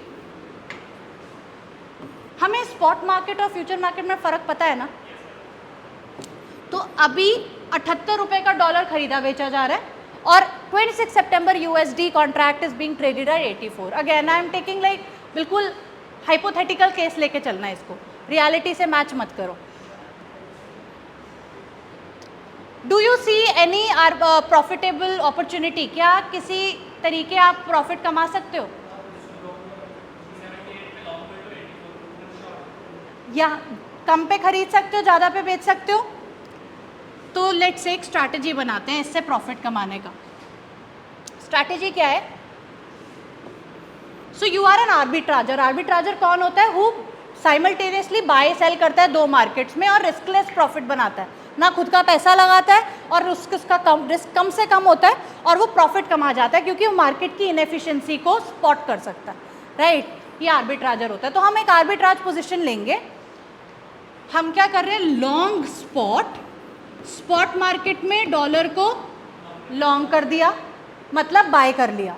Spot market में बाय करना मतलब आज ही पैसे देने होंगे। पैसे चाहिए तो कितने पैसे चाहिए? 78 इंटू लेट्स से मेरा कॉन्ट्रैक्ट साइज 10,000 का है, यहाँ पे 78,000 कि 7,80,000? 7,80,000। तो मेरे को 7,80,000 भी चाहिए, तो उससे पहले लॉन्ग करने से पहले लेट मी बोरो 7,80,000। फिर मैंने क्या किया? स्पॉट मार्केट में लॉन्ग कर दिया और फ्यूचर मार्केट में शॉर्ट कर दिया। ओके, लेट्स से 26 सितंबर वाले दिन अब क्या होता है? 26 सितंबर को मेरे को इसको क्लोज करना है। ये जो मैंने बोरो किया ये भी 20 दिन के लिए बोरो किया है पैसा, ठीक है?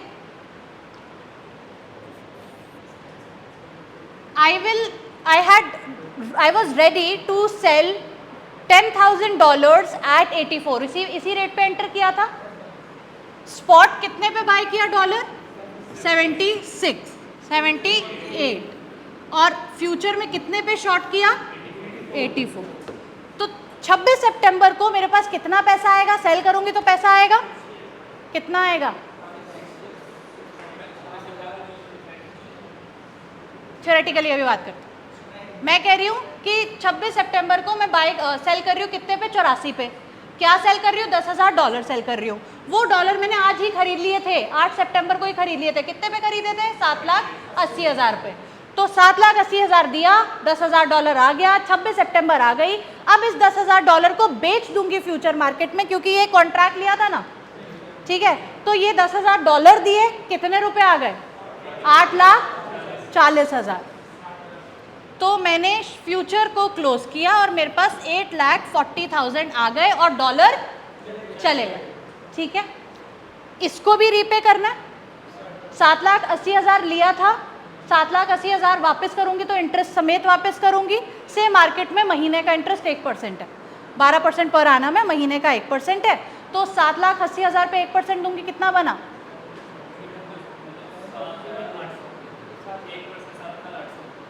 7,800। तो मेरे को इसको कितना वापस करना पड़ेगा? 7,878, है ना। तो ये मेरे को रीपे करना है, ये मेरे को मिल गया है। This is what I have received, this is what I have to repay. तो मेरा प्रॉफिट कितने का बन गया? 8,40,000 माइनस 7,87,800, जो भी बना यार, कैलकुलेटर होगा ना, 52,200। ये मैंने प्रॉफिट कमा लिया, रिस्कलेस प्रॉफिट। अब ऐसा मैं कर सकती हूँ तो सब कर सकते हैं। अगर ये मैं स्पॉट कर सकती हूँ तो सभी कर सकते हैं। हर कोई क्या करेगा? फ्यूचर मार्केट में शॉर्ट करने लगेगा, स्पॉट मार्केट में लॉन्ग करने लगेगा। स्पॉट मार्केट का प्राइस, फ्यूचर मार्केट का प्राइस, इस कॉन्ट्रैक्ट का प्राइस कम होने लगेगा। कब तक का चलता रहेगा? जब तक F0 is not equal to S0 ERT। ये write this down. I will explain it, but just write it down. F0 is equal to S0 into E raised to the power RT. इसको अभी हम समझेंगे। ये वाला case समझ आया? अगला केस करें।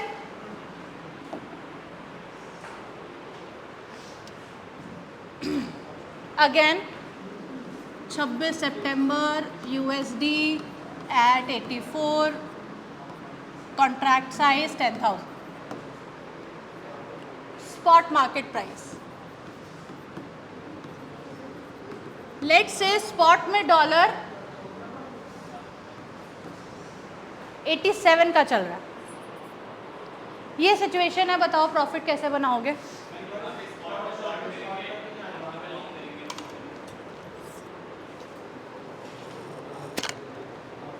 मेरे को प्रॉफिट कैलकुलेट करके दिखाओ कितना बनेगा। ये केस है, प्रॉफिट बताना है।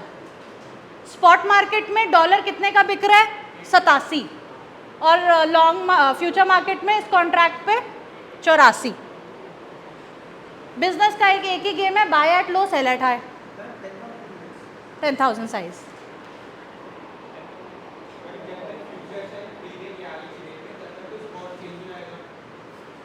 थ्योरेटिकल बात कर रही हूँ अभी मैं, लेकिन जिस तरीके से स्पॉट चेंज होगा ना, तेरा फ्यूचर भी उसी प्राइस में चेंज होगा।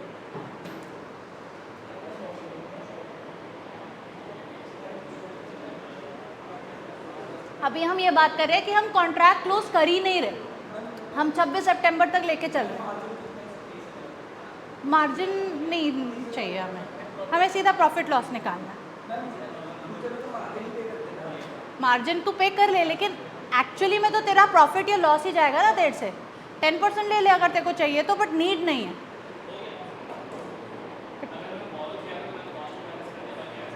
बोरो कैसे? बोरो क्यों किया तूने? जैसे जस्ट इन केस अगर मैं फंड लॉन्ग किया हो तो अदरवाइज डिफरेंस जो है मैंने टेक्निकली वही हुआ प्रॉफिट। अगर हमने 87 पे वहाँ पे लॉन्ग किया तो हमारा 80 को शॉर्ट किया तो डिफरेंस वैल्यू है multiply quantity 30,000।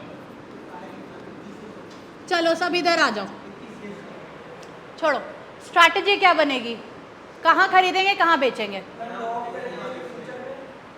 So you are taking long position in future market, which means you are saying that you will buy $10,000 at 84 on 26 सितंबर। ये बोल रहे हो तुम कि तुम 26 सितंबर को $10,000 खरीदोगे 84 रुपये में।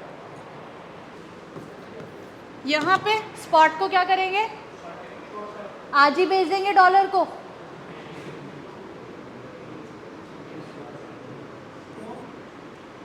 Short in spot market. So you have sold the dollar, but did you have the dollar? था तो नहीं ना। तो आपने क्या किया होगा, you would have short sold. Short selling का मतलब क्या होता है, you sell what you don't own, जो आपका खुद का नहीं होता लेकिन आप फिर भी सेल कर देते हो। तो थ्योरेटिकली तुम ब्रोकर से बोरो करके सेल कर रहे हो। वैसे तो शॉर्ट सेलिंग हमारी इंट्राडे चलती है, आपको इंट्राडे में वो क्लोज करना होता है, बट अभी हम अज्यूम कर रहे हैं कि ये रिस्ट्रिक्शन नहीं है। मैं क्या कर सकती हूँ, डॉलर मेरे पास है तो नहीं, पर मैं डॉलर बोरो करके बेच सकती हूँ, और वही मैंने किया। स्पॉट मार्केट में तो आज ही ट्रांजैक्शन करनी होती है ना, आज ही डॉलर जाएगा या आएगा। शॉर्ट सेल किया तो डॉलर गया या आया?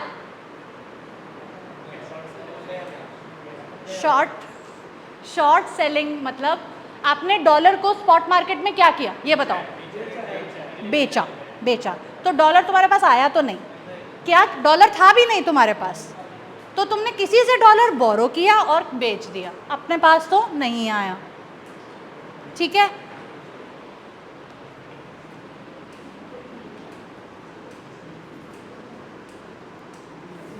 लेकिन जब शॉर्ट सेल करेंगे तो पैसा आएगा या जाएगा? सेल करते हैं तो पैसा आता है या जाता है? आता है। तो स्पॉट मार्केट में जब 87 पे तुमने $10,000 बेचे किसी से बोरो करके, तो तुम्हारे पास कितना आया? 8,70,000 रिसीव हो गए। स्ट्रैटेजी समझ आए कि किया क्या? आज क्या किया, 8 सितंबर को क्या किया। अब बात है हम 26 सितंबर पे। फ्यूचर में क्या बोला हुआ था, that you will buy $10,000 at 84। So let's buy. पहले हम फ्यूचर मार्केट वाली पोजीशन क्लोज करते हैं। We have to now buy 84 पे $10,000। सो 8,40,000 गया या आया? गया, क्योंकि बाय किया। नेक्स्ट आपने ये 8,70,000 रिसीव किए थे 8 सितंबर को, इसको आइडल तो नहीं छोड़ोगे, इस पे भी कुछ रिटर्न कमाओगे। तो मैंने क्या बोला था, साल का अगर 12% पर एनम है तो रफली मेरे को एक महीने का 1% मिल जाएगा। ठीक है, तो 8,70,000 पे कितना मिल गया? 8,700। तो मेरे पास आया कितना, ये पैसा कितना बन गया? 8,78,700। ठीक लिखा है मैंने? हाँ, नहीं लिखा?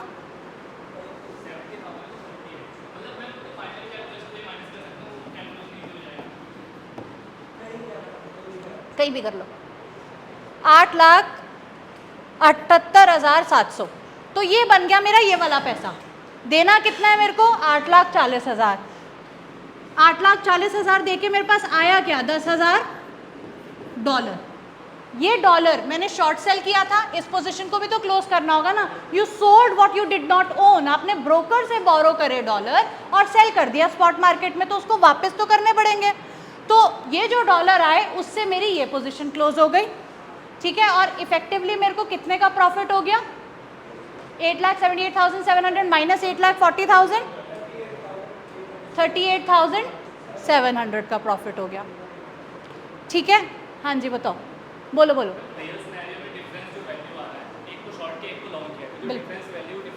सीधा ही तुम माइनस कर रहे हो और फिर आगे इंटरेस्ट माइनस कर रहे हो, ये कर रहे हो।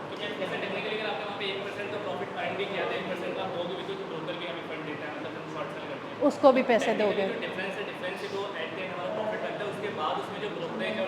ये सब माइनस होता है। बिल्कुल बिल्कुल ठीक। तुम शॉर्टकट ले रहे हो, मैं उन्हें पूरी साइकिल समझा। हाँ 38,700 नहीं आएगा, क्योंकि जब डॉलर भी बोरो किया था, तीनों ऐसा लो, मतलब जो डिफरेंस है 87 और 84, 3 हाँ 30,000।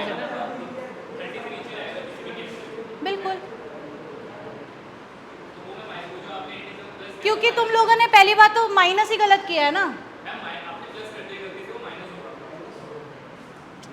ये माइनस हो रहा है, नहीं वो जो 8700 का जो है ना आपने वो 1% जो लिया था वो माइनस होगा, उसके जो 50 से प्लस कर दिया 8700। एक सेकेंड 80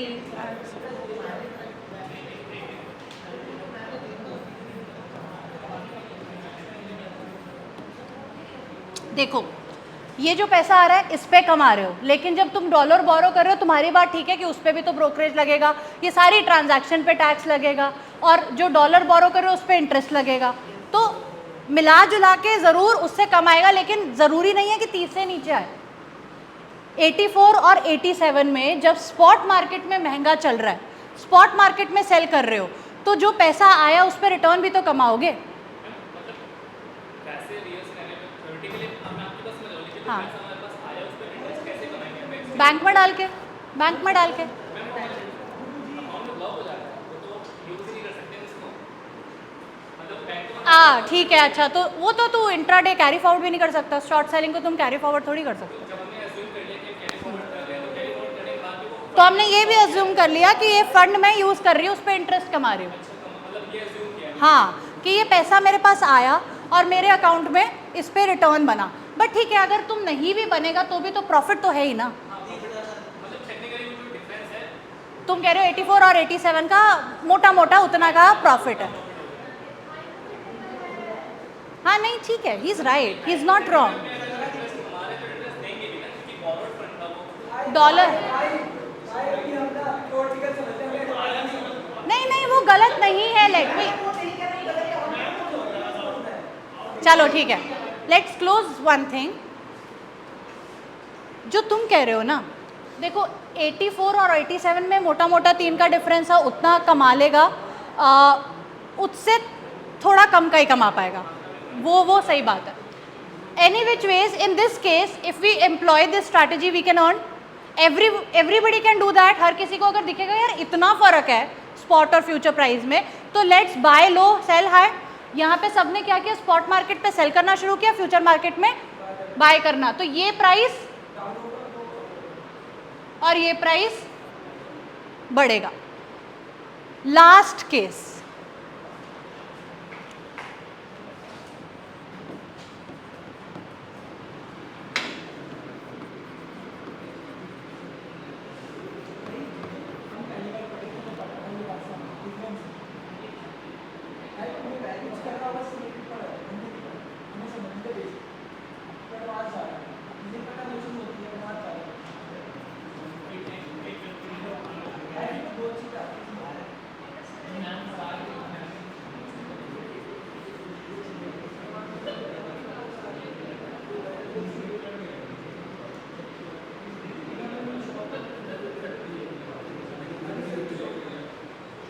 अच्छा अभी यहाँ सुन लो, यहाँ देख लो, everybody year back difference, spot price अब 84 है, फ्यूचर प्राइस अब 84.9 है। कोई प्रॉफिट बनाने की अपॉर्चुनिटी है?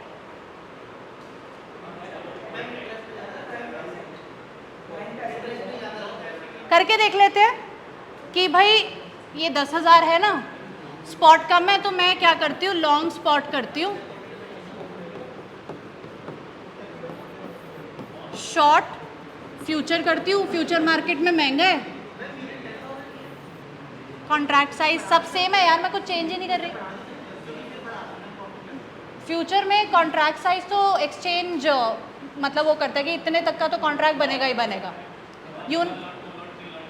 लॉट, हाँ लॉट साइज बढ़ा सकता है तू, जैसे मैंने एक कॉन्ट्रैक्ट लॉन्ग किया तो I am saying I am buying $10,000, 2 contract long करूंगी तो आई एम बाइंग $20,000, तो लॉट साइज बढ़ा सकते हो।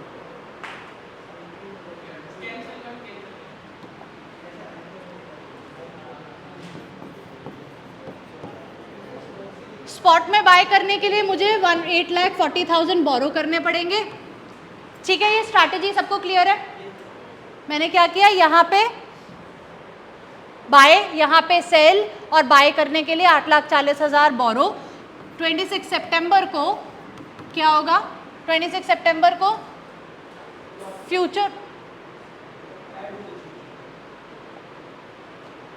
को क्लोज करूंगी, सेल करने को बोला था, सेल करूंगी डॉलर जो मैंने स्पॉट में खरीद लिए थे, कितना पैसा आएगा? 8 लाख। कितना पैसा आएगा बताओ?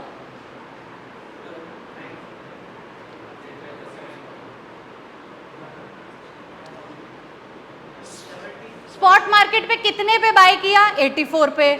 फ्यूचर मार्केट पे कितने पे सेल किया? 84.9। तो 84.9 इंटू 10,000 कितना आया? 8,49,000। ये मेरे को रिसीव हुआ, ठीक है। जो डॉलर यहाँ खरीदे यहाँ बेच दिए, ये पैसा आ गया। इस पैसे को वापस करना पड़ेगा। कितना वापस करूंगी? 8,40,000 बोरो किया था, इंटरेस्ट लगेगा 8,48,400।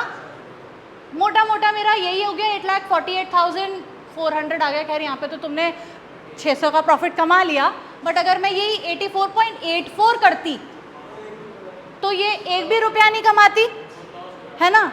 तो आर्बिट्राज अपॉर्चुनिटी नहीं होगी अगर future price is equal to 84 into 1.01 if it is 84.84। ये बात ठीक है। हमारे केस में आर्बिट्राज अपॉर्चुनिटी नहीं होगी अगर फ्यूचर प्राइस 84.84 होगा। 84.84 कैसे बनेगा? 84.84 बनेगा spot price into 1 plus interest rate raise to the power time, ठीक है। मतलब आगे कर लूं, नेक्स्ट स्लाइड कर लूं।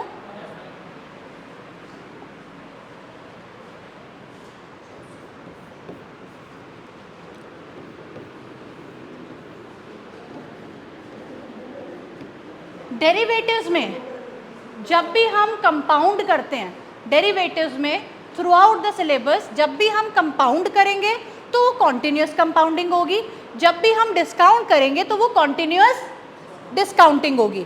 कॉन्टिन्यूस कंपाउंडिंग मतलब हर मिनट कंपाउंडिंग हो रही है, हर मिनट इंटरेस्ट पे इंटरेस्ट कमाया जा रहा है, ठीक है। और उसकी कैलकुलेशन कैसे होती है? E raise to the power r t for compounding, e raise to the power minus r t for discounting. This is pervasively used entire derivatives में, चाहे ऑप्शंस की बात करें चाहे हम फ्यूचर्स की बात करें, कंपाउंडिंग हमेशा कंटिन्यूस होगी, फर्स्ट थिंग, ठीक है। Second thing, the relationship between future and spot price that we have derived is कि there will be no arbitrage opportunity अगर फ्यूचर प्राइस स्पॉट प्राइस से थोड़ा ऊपर हो। मतलब अगर फ्यूचर स्पॉट प्राइस 84 था और फ्यूचर प्राइस 84.84 हो जाए तो there will be no profit making opportunity. ये 84.84 कैसे बना? Spot into interest 1 plus R जो भी हमने लगाया। तो आइडियली अगर S naught into E are T 84.84 है तो फ्यूचर प्राइस इतना चलेगा तो there will be no arbitrage opportunity. That is when the market is in equilibrium, market is in parity. Spot market future market parity में है। ऐसा हो भी सकता है, ऐसा नहीं भी हो सकता है। इन एक्चुअलिटी माई डाइवर्जेंस में भी मोर और लेस। मैं कह रही हूँ कि होनी कितनी चाहिए डाइवर्जेंस? सिर्फ 0.84 की होनी चाहिए। कितनी होनी चाहिए? जितना मैं इंटरेस्ट कमा सकती हूँ। क्यों? क्योंकि फ्यूचर मार्केट में जब मैं पोजीशन लेती हूँ तो मैंने पोजीशन तो आज ली, लेकिन I am buying later, I am deferring my purchase, I am postponing my purchase, I am not buying today. When I am not buying today I can use my money and earn return on it. So वो एक additional advantage है future market में buyer को, क्योंकि future market में buyer ने asset का exposure भी ले लिया लेकिन पैसा भी नहीं दिया, और जब पैसा नहीं दिया तो उस पर रिटर्न कमा लिया। हेंस फ्यूचर प्राइस थोड़ा स्पॉट प्राइस से ज़्यादा होना चाहिए, तब वो इक्विलिब्रियम रहेगा। समझ आया?